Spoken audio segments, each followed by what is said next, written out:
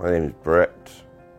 I'm 43 and in October 2017 I was diagnosed with oral cancer. So I had what I thought was an ulcer on my tongue. I had it for quite some time, and after a few months I started to realise that it probably was maybe more than an ulcer. So I went to the doctors to have it looked at, and that's when I was referred to the hospital where they carried out a biopsy, and I was told that it was not an ulcer, it was cancer. When I was first told it was cancer, I'd suspected that that's what it might be, but it still didn't really prepare me for the shock. And the biggest concern was, whilst what looked like an ulcer, that the tumour, whilst that was very visible, my biggest concern was where else it might be. Well, at that stage, I'd never thought I'd get cancer, so I'd never thought about what the consequences might be or the treatment. I didn't really know anything about mouth cancer or really cancer treatments beyond what you read about, chemotherapy, radiotherapy, so I was starting from a complete baseline of zero knowledge. I had a phone call from the hospital, from the specialist, to tell me that the results were back, and as he and I had possibly suspected, the results were obviously positive that it was a tumour.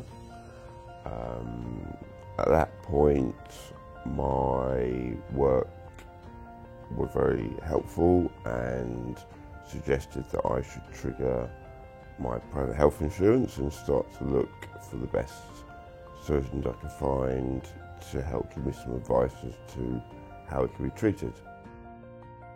My PA did the first sort of effectively piece of research, found 3 surgeons who she felt might be most appropriate.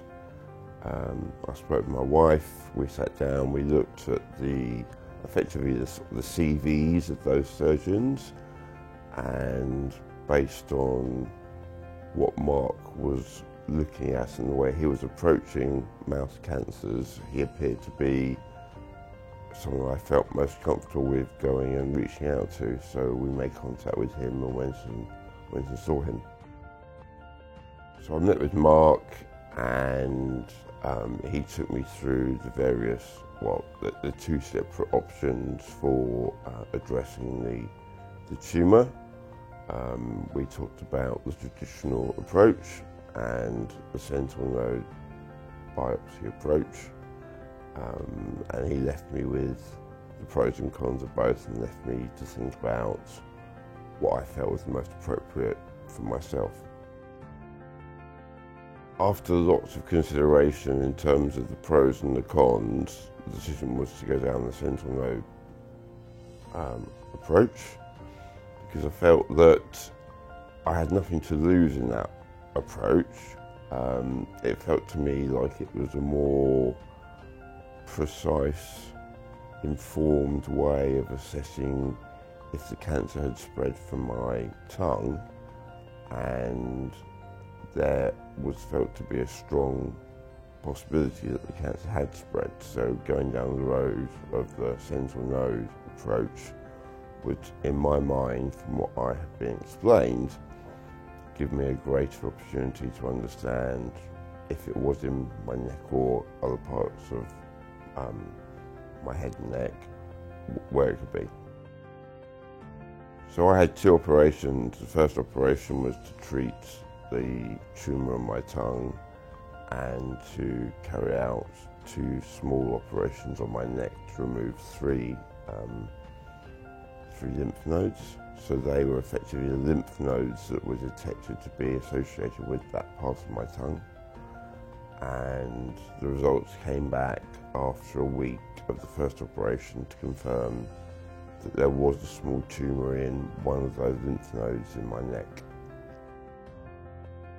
Well, I'd been in hospital for a week, Mark came and saw me the night before I went home. So myself and my family were quite excited by the fact I was going home. He gave me the positive news that the operation on my tongue was successful, but then in the same breath, in many ways, the news that they had found cancer in my neck and that I'd have to come back for a second operation.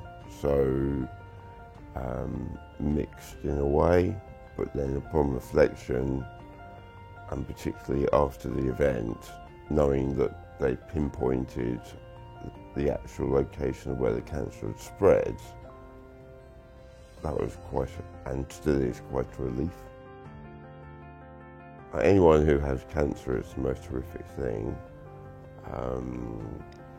When it's in your mouth and your neck, it's very visible, and the operation is very visible, so it's not something you can hide.